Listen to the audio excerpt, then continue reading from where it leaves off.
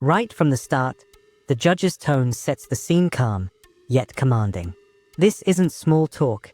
It's the beginning of a tense courtroom showdown. And notice that name, Janetta Pew. The judge recognizes her instantly, which means this isn't her first time facing justice here. Good morning. Are you Janetta Pew? I am the beneficiary of that estate. You're the what? I'm the beneficiary of that estate. You're the beneficiary of what estate? Answer my questions, please, ma'am. I'm just trying to understand. Beneficiary of that estate. Okay. What's the announcement? Judge, it's my understanding that Ms. Pew and her family has retained an attorney on this matter. I don't know if you remember, Judge, when I was... Here's a quick legal insight. When multiple attorneys withdraw from a single case, that's a serious red flag. It usually means communication has broken down, or the client simply refuses to cooperate. Judges hate that.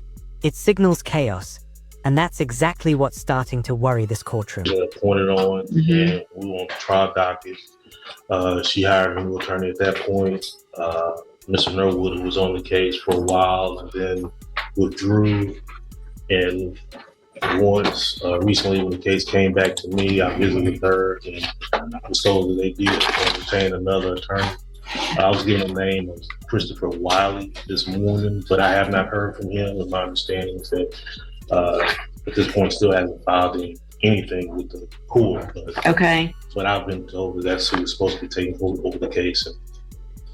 Okay. For the record, I recognize Ms. Pew. She's been here before. I do as well, for the record. And I looked into Mr. Christopher Wiley. I can't find... Did you catch that? The so-called new lawyer doesn't even appear in the state bar records. That's huge. Either someone's trying to stall the process, or the defendant has been completely misled. Either way, the judge's patience is running thin and fast. That person as a practicing lawyer in the state bar page, and I have not been contacted by anybody on Ms. Pew's behalf. All right, so Ms. Pew, Mr. Lewis has been appointed to represent you at this point. Obviously, you know as well as anyone that you're in custody and we want to get your case taken care of. If you've hired or your family has hired another lawyer, then they have to contact the court so that we can do something with your case. And do you know if they've hired someone? Respectfully, Your Honor, I do not agree with your appointed foreign agents, considering that the first duty is to the state and will be considered conflict of interest. Okay, so if you don't want, the only thing I can do, I'm appointing an attorney to you to help you, right? So if you don't want a court-appointed attorney, then your only option, two things. One is to represent yourself or to hire a lawyer.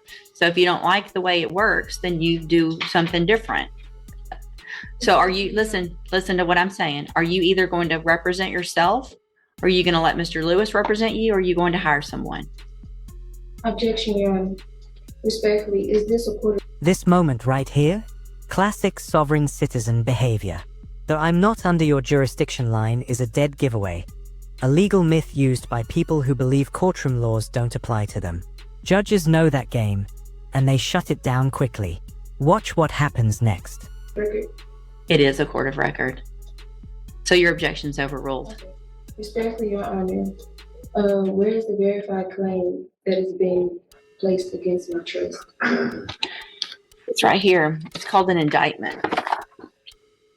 And Mr. Lewis has a copy of it, and he can show it to you. So that would be the verified claim against you.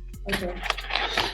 Your Honor, respectfully, Your Honor, there were writs that was filed to the case that still haven't been received.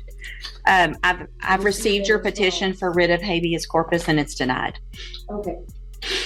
Respectfully, Your Honor, I demand to be released due to lack of evidence of stated claim and not being given the proper opportunity to obtain proper counsel, defective defense. It's overruled.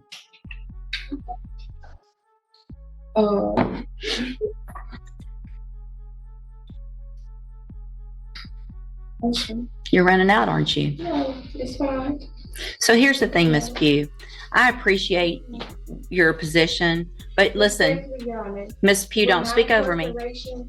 Respectfully, Your Honor, with my incarceration. Miss Pugh, just because you say respectfully does not mean that you get to interrupt me. That's disrespectful, right? Hang on. Listen to me. Everything you have there is overruled. And here's one of the reasons why. Is because you have a lawyer. And your lawyer will file the appropriate motion. You're interrupting me again, which is disrespectful.